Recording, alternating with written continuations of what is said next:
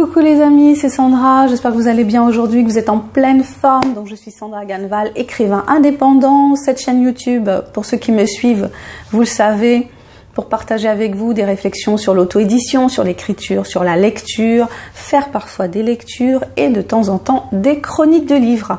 Donc aujourd'hui, je vous propose de vous faire une chronique d'un livre que j'ai lu tout récemment. Voilà, donc ce livre s'appelle « La force de l'intuition », sous-titré « Prendre la bonne décision en 2 secondes » et il a été écrit par un écrivain américain, un journaliste qui s'appelle Malcolm Gladwell. Alors, je parle de ce livre parce que je me dis, quand je vois des bouquins comme ça, que parfois les éditeurs ne font pas les bons choix. Pourquoi ? Parce que le titre du livre a été choisi, mais il ne correspond pas au contenu du bouquin et le résumé, le 4e de couverture, ne correspond pas non plus au contenu du livre. Donc je trouve ça assez dommage qu'un éditeur se permette comme ça de, en quelque sorte, m'arnaquer en tant que lecteur. Je trouve ça un peu décevant en fait. Voilà, j'ai été un petit peu fâchée parce que j'aime beaucoup les bouquins de Malcolm Gladwell, j'aime bien son travail et je trouve dommage que ça soit quelque part enfin pas dévalorisé, mais je veux dire quand on prend un bouquin et que on s'attend à quelque chose et qu'à l'intérieur on trouve autre chose, ben on va pas apprécier le livre à sa juste valeur, alors que c'est un très bon bouquin finalement. Voilà, donc Malcolm Gladwell a un style journalistique, il a une façon très précise de dérouler son argumentation qu'on retrouve dans son livre comme dans tous ses autres livres.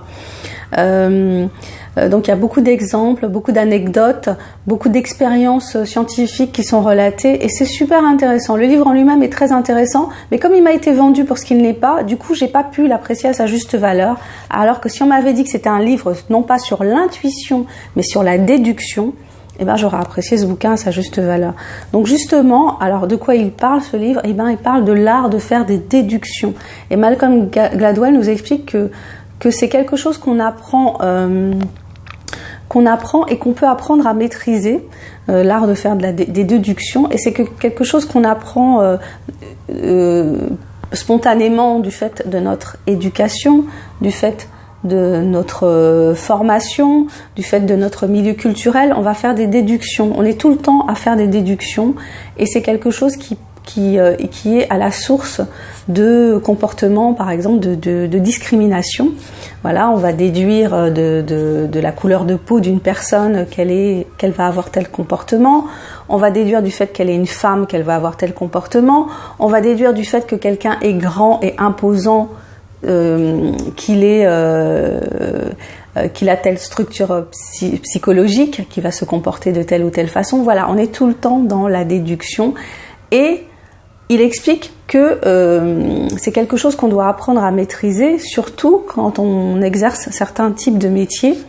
Et donc il va parler d'un exemple très intéressant, la police en fait. Dans la police, les policiers sont amenés, quand ils se retrouvent dans des situations de crise, à faire des déductions parce que leur vie est en péril et parce que la vie de la personne en face d'eux aussi est en péril, du coup, parce qu'ils vont décider si oui ou non, par exemple, ils trouvent que quelqu'un est suffisamment menaçant pour sortir leur arme et lui tirer dessus. Donc il donne un exemple, l'exemple d'un jeune homme qui se fait tuer par donc un jeune homme qui se trouve dans un quartier noir, un quartier chaud. 4 policiers blancs en fait vont tirer sur ce jeune homme et bien sûr le tuer. Et donc il explique comment le cheminement qui fait que ces policiers blancs sont arrivés à tirer sur ce jeune homme noir parce qu'ils ont fait des déductions qui n'avaient pas lieu d'être finalement, et que le jeune homme lui aussi a fait ses propres déductions. Et du coup, il y a eu un enchaînement des événements qui a amené à ce résultat tragique. Donc, je vais pas tout déballer parce que ce serait long.